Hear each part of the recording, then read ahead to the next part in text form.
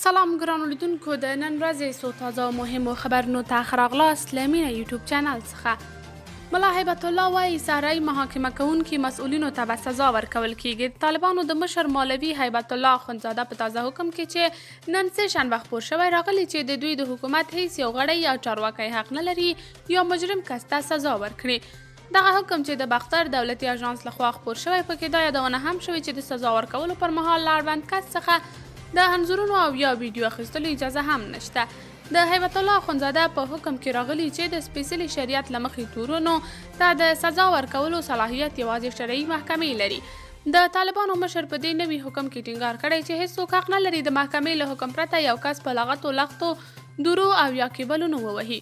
د دې حکم په یوه برخه کې راځي مجاهدین د طالبانو غړي چې کله یو څوک نیسي که سیاسي یا جنایي زنداني وي نشي کولای د محکمې له حکم پرته هغه ته سزا ورکړي. په دغه نوي حکم کې ګوتڅنډنه شوې چې له حکم څخه سرغړونکي به خپله مجرمین پیژندل او محکمې به سزا ورکوي. دفاع وزارت وایي چې د دې وزارت اړوند د کابل ریشخورو فرقې د ځانګړي ځواکونو د ګارنیزیون په قومندانۍ کې 200 زغروال ټانګونه او 15 انټرنیشنل بار وړونکي وسایط چې په تیرو څو کلونو کې تخریب شوي و د مسلکي انجینرانو له لوري ترمیم او ګټې اخیستنې ته چمتو شول. د افغانستان پخواني ولسمشر حامد کرزي له هېواده د لوستو ځوانانو او علمي کادرونو وتل د افغانستان لپاره یوه لویه ضایعه بللې ده. د کرزي دفتر په یو مطبوعاتي اعلامیه کې ویلي چې نوموړي دغه څرګندونې پرون سه شنبه د بېلابېلو ولایتونو له ځینو ځوانانو سره په کتنه کې وکړې. د اعلامیې له مخې کرزي د نجونو پر وړاندې د ښوونځیو او پوهنتونونو د دروازو د بیا پرانیستلو غوښتنه وکړه. پخواني ولسمشر له افغان ځوانانو غوښتنه وکړه چې د هېواد څخه لاړ نشي او د خپل هېواد په ابادۍ او پرمختګي کې برخه واخلي. یاده دې وي چې کرزي به تل د اشرف غني پر ضد طالبانو ته تبلیغات کوه. ملګرو ملتونو له پاکستاني چارواکو سره د افغان کډوالو پر نیولو او ځورونو خبرې کړي. په اسلام آباد کې د ملګرو ملتونو د کډوالو لویه کمشنرۍ یا UNHCR وایي چې د افغان کډوالو د وروستیو نیونو او ځورونو په اړه یې له پاکستاني چارواکو سره خبرې کړي دي. په اسلام آباد کې د UNHCR ویان قیصر افریدي د ازادي رادیو مشال څانګې ته وویل دا ستونزه له پاکستاني چارواکو سره شریکه شوې او هغوی ژمنه کړې چې حل به یې کړي. پرون د جون په 20 د کډوالو د نړیوالې ورځې په مناسبت د بخښنې نړیوال سازمان یا امنسټي انټرنیشنل پر پاکستان غږ وکړ چې د افغان کډوالو راوړل او نیول بند کړي. په اسلام آباد کې ډیره افغان کډوال له تیرو څو ورځو راهیسې وایي چې پولیسي نیسي او بند ته یې اچوي. خو پرون په پېښور کې ډیره افغان کډوالو هم مشال رادیو ته ویل پولیس له تیرو څو ورځو راهیسې چاپې پرې وهي او هغه کسان نیسي چې استوګني قانون اسناد نه لري.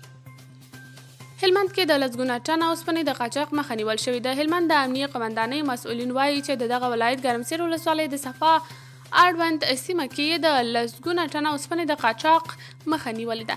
د یاد ولایت د امنیه قومندانۍ مسؤلینو ویلي چې دغه ولایت د ګرمسیر ولسوالۍ د صفار سیمه کې 6 تنه چې غوښتل یې 6 موټره اوسپنه له هېواده بهر قاچاق کړي نیول شوي دي. دوی وایي چې د نیول شویو کسانو دوسیې به له لومړیو څېړنو وروسته عدلي او قضایي ارګانونو ته وسپارل شي. د یادونې وړ ده چې له دې وړاندې هم په یاد ولایت کې د اوسپنې د قاچاق مخه نیول شوې. کابل کې د 20 تنه په زړه سوري ماشومانو درملنه کیږي. د افغان سرې میاشتې او 2 خصوصي روغتونونو ترمنځ د یوې هوکړې له مخې 20 تنه ماشومان چې اوس مهال د سوري زړه له ناروغۍ کړېږي په دغه روغتونونو کې تر درملنې لاندې نیول کیږي. د افغاني سرې میاشتې ټولنې په یوې خبرپاڼه کې ویلي چې په تیرو شاوخوا 11 میاشتو کې د افغاني سرې میاشتې له لوري پلازمېنه کابل کې بېلابېل روغتونونو ته 1308 ماشومان د درملنې په موخه ورپېژندل شوي دي. چارواکي وایي اوکرایني ځواکونو په جنوب کې ځینې سیمې بیرته نیولې دي. د اوکراین د دفاع وزارت مرستیال هانا مالیار پرون د جون 20 وویل اوکراین ځواکونه په سوکه خو ډاډمنو ګامونو سره د پلان په اساسي دفاعي حملو ته دوام ورکوي. میرمن مالیار زیاته کړه چې دوی پر مخ روان دي او حتی لیدل کېږي چې اوکرایني سرتیري د خپلې خاورې یو متر له دښمن څخه نیسي. هغه پر خپل ټلګرام پاڼه په یو بیان کې یادونه کړې چې خلک د فلمونو په شان چټک پرمختګ غواړي خو دا زیاتوي چې هڅې امکان نه لري. میرمن مالیار وویل په عین حال کې داسې سیمې هم شته چې د روسیې پوځ پرمختګ کوي او اوکرایني ځواکونه په دفاعي حالت کې دي. نوموړې په دې ترڅ کې ختیځ ښارونه کوپیانسک او لیمان د مثال په توګه یاد کړي دي. هند کې د سخت ګرمۍ له کبله د مړو شویو کسانو 170 تنو ته ورسېده. د هند په شمال کې د وګړو د شمېر له کبله تر ټولو ستر ایالتونو کې سخت ګرمۍ څه باندې 170 تنه مړه کړي. چارواکو سه شنبه د جون 20 چې د غبرګولي 10 د ویلي چې د ګرمۍ له کبله په روغتونونو کې د ناروغانو لپاره کافي ځای نشته. د روغتونونو مردخانې ډکې شوي او په ځینو ځایونو کې د برېښنا چارې هم ګډوډې شوي.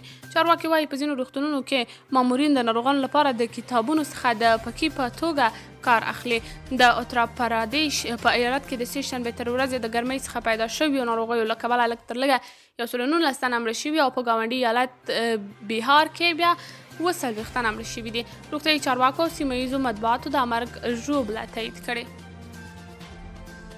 د قطر لومړي وزیر محمد بن عبدالرحمن الثاني په دوحه کې د ایران له بهرنیو چارو وزیر حسین امیر عبدالهیان سره کتلي او د یو لړ مسایلو ترڅنګ پر افغانستان هم خبرې کړې دي.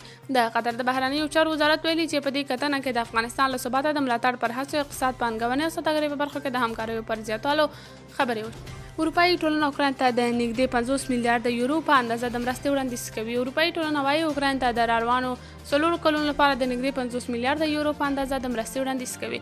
د اروپایي کمیسیون مشر له اوکراین سره د اروپایي ټولنې د مرستو د دوام ژمنه وکړه او ویل چې د مرستې لپاره د زیاتې بودیجې برابرول دې ته زمینه برابروي چې له اوکراین سره کیدونکې مرستې په سیمه کې تحولاتو ته په پام سره تنظیم شي.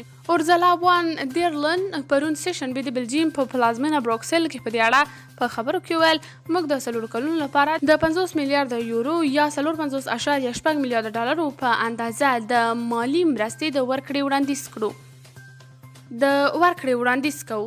دغه بسپنه کې پورونه او بلا عوض مرستې شامل دي او دا امکان برابروي چې موږ واقعا له اوکراین څخه مالي ملاتړ د سیمې تحولاتو ته په پام سره عیار کړو، ځکه موږ پوهیږو چې یوه جګړه تر ټولو زیات انعطاف ته اړتیا لري. په همدې حال کې د اوکراین دفاع وزارت پرون سه شنبه اعلان وکړ چې د اروپایي ټولنې غړي هیوادونه په پام کې لري چې روان میلادي کال د اوکراین د وسلوالو ځواکونو 10 زره غړي په ځانګړي ډول د ځمکنۍ دفاع قطعات وروزي. قدرمنو کتونکو دا و د نن خبري ټولګه. تر بیا نور مهمو خبرونو راپورونو چې ستاسو درنه حضور ته در حاضرېږم په لیالا مو سپارم د الله په امان.